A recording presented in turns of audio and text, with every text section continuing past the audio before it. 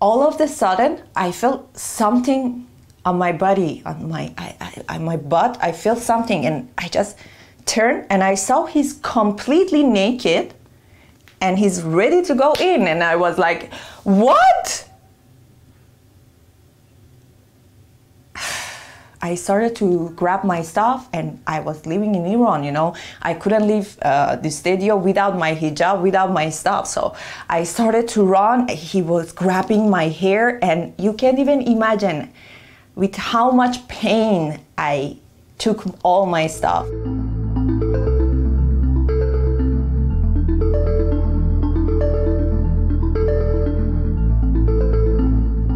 Government decided to whip me 148 times, and I have no choice but live in my country. I left to Turkey to see what will happen, and I waited to my friend tell me like, it's safe, you can come back. I had no news, you know. I waited months and months and months, and I had no news. Even in Turkey, I couldn't give my address to anybody. Just one of my friends knew my address, and I was all the time afraid. Like, even my best friend who knew my address, he didn't know which floor I am.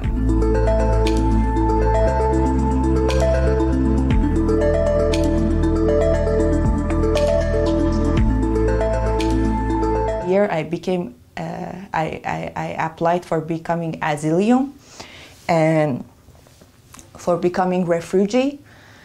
They said you can work, you can have a job, and after 3 or 4 months, they started to pay me 10 euro per day. So I had no choice but trusting people, and I started to live with completely strangers. And I was talking with these guys, and I was telling, why do you help me? Do you need sex? Do you want relationship? If you want them, I'm not here for that. They thought, okay, I'm joking, or I'm just like hard to get, but no, I was serious. So they kicked me out all one by one. And I said to myself, your fear is sleeping in the street, but is it worth it to live with this kind of people? So I decided to jump into my fear. I took my luggage and I started to live in the street. Welcome to my home. Exactly my place. Yeah. Because of the cameras, I was putting my bag here and I was sitting on my luggage, and like that, no camera could have me, because when you're here, they can't have you. So I was hiding here, putting my head here, and I just crying. And one day I went to the metro to sleep, and I was too tired to choose another, you know, seat to sit. I just sit next to the door. I opened my eyes and I saw it was too crowded, and they were right.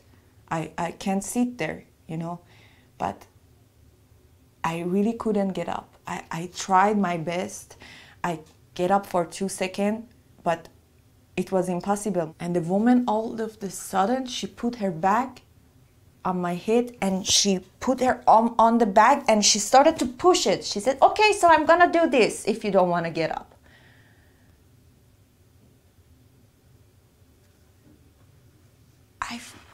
I felt so shy because she was right, but I was sick and she didn't know my story, you know, but it was so bad, and people were laughing and looking at me, and some guy was recording video, and it was crazy, you know.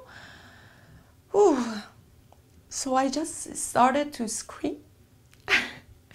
I just get up, I started to just look at her eyes, and I started to scream like a crazy, like I don't know this voice was coming from where, but I just started to scream. And in the second, all people were laughing became quiet, all metro.